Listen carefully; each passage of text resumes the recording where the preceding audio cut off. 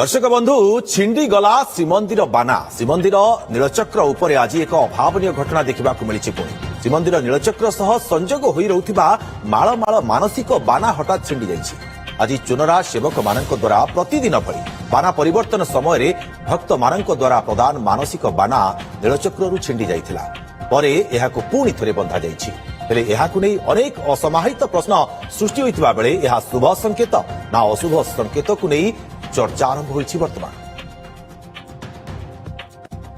आपण ये देखि पारुथिबे जो बाना भक्तर मानसिक बाना एठी बंधा जाई थाए किंतु आज ताहा छिंडी जाइथिला। एक अभावनीय घटना निश्चित भाव में श्रीमंदिर नीलचक्र सह संजोग होई रहुथिबा माळ माळ मानसिक बाना हठात छिंडी जाइछि। आज चुनरा सेवक मानक द्वारा प्रतिदिन भली बाना परिवर्तन समय भक्त मानक द्वारा प्रदान मानसिक बाना नीलचक्रु छिंडी जाइथिला। अधिक सूचना आलोचना पई पूरी विरोची प्रदीप महांती आम सहित जोड़ी होती। प्रदीप, भक्त मनरे एबे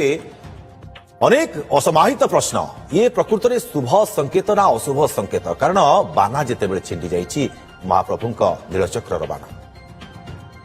मधुकुमार आप जानते जेहेतु आज महाप्रभु जो पतित पावन बाना नीलचक्र प्रतिपावन बाना बंधा होता चुनाव सेवक मैंने जो प्रतिदिन भली जो बाना परिवर्तन कराए बाना बंधा होता से बंधा जा समय चुनाव सेवक मैंने शह शह संख्यार जो बाना जो मैंने भक्त मान श्रद्धालु मान जो मानसिकता महाप्रभु प्रति जो भक्तर जो आवेग थाए आज से मानसिक बाना द्वारा ही भक्त ही महाप्रभु को डाकी था मानसिक पूर्ण कर उद्देश्य रखी जो बाना गुड़िक चुनरा सेवक मैंने बांधी नीलचक्र सहित बंधा जाइला से बाना हठात से बाना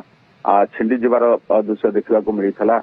तो बाना बंधा जाऊला जेहेतु समस्त चुनरा सेवक मैंने नीलचक्र पाखरी उपस्थित थे बाना बांधा समय तो छिड़ी गला से भक्त महल अनेक प्रश्न सृष्टि भक्त मान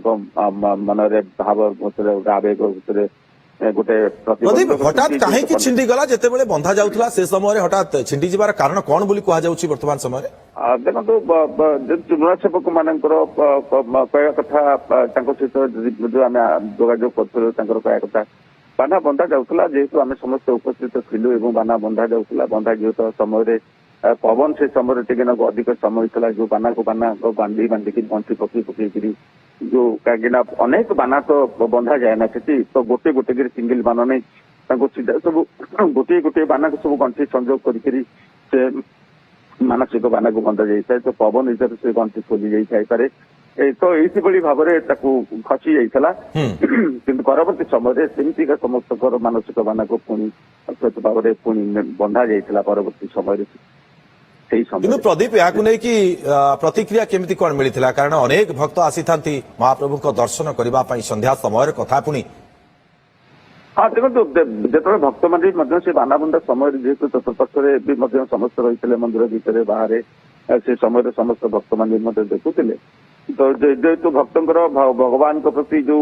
नीलचक्र उपर जो पातित पावन बाना बंधा जबार दृश्य से समय सब भक्त मैंने रही जेहेतु हठात बानाटी खसी जाइला नीलचक्र आउ दुईटी बाना भी नीलचक्र भी बंधा होता अवशिष्ट बाना छिंडी जाइला तो परवर्ती समय सांगे सांगे बंधा जाइला भक्त मान मनरे भी जो दृश्य छिंडी जबार दृश्य परवर्ती समय से बाना को पुणी बंधा जबार दृश्य भक्त मान मनरे। प्रदीप जो चुनरा सेवक मैंने बाना बांधी था किसी प्रतिक्रिया मिल पारी कि से कौन कहते ये छिंडी जबा कथा प्रतिक्रिया तो बर्तमान आम हस्तगत है आम जेहेतु ये घटना संपर्क में आलोचना भी करूँ शरद महांती सहित फोन करूँ भी आउ जड़े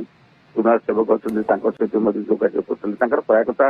एभली घटना किसी सेमतिका जेहेतु महाप्रभुंर से बाना बांधा सेवा करुँच भी जानते पवन समय एमती आप जानते केतवे चिल्ल बाना नहीं उड़े नहीं पड़ोची केतवे चिल्ल बकुची यही सब जिनस जेहेतु श्रीमंदिर को लेकिन सदाबले एमती बाना आज छिंडी जाऊँगी या पूर्व भी बाना भी खसी जाइए अनेक समय पवन रे हुए वर्षा हुए से उड़ी जाए तो यहाँ निश्चित नहीं महाप्रभुଙ୍କର पतित पावन बाना কিন্তু প্রদীপ যদি আপনার দেখবে যে ভক্ত মনরে ইয়ে ভাবাবেগ সহিত জড়িত রয়েছে সেপাই সমস্ত মনরে কিছু গোটে কিন্তু দ্বন্দ্ব মধ্য সৃষ্টি হয়েছিল নিশ্চিত ভাবে निश्चित भाव में जेहेतु जो मानसिकधारी व्यक्ति विशेष माने जो माने भक्त माने श्रद्धालु माने देखुथिबे जे हठात बानाटा छिंडिगला तांका मन निश्चित भाव में से माने निश्चित भाव में मन निजको संकोच माने मन करछंती काहेकि ना आमे महाप्रभु पाखे कौन भूल करछु जे हमर बानाटी काहेकि आज छिंडिगला महाप्रभुଙ୍କର कौन अछि ना आमर पैंका खराब अच्छी ना राज्य पाई अच्छी ना देश पाई अच्छी ये सब जो आलोचना पर्यालोचना लोकों भितर भी मध्य देखा मिलता चली जहाँ चर्चारू जना पड़ुची तो यहाँ नहीं महाप्रभु निश्चित नीलचक्रु छिंडी जाइथिला बाना जो मानसिक बाना छिंडी जाइथिला किंतु ताको परे पुणी बंधा जाइछि हेले याकु नै कि अनेक असमाहित प्रश्न वर्तमान भक्तंक भितर बहुत बहुत धन्यवाद आपनको तमाम सूचना एवं आलोचना पे प्रदीप।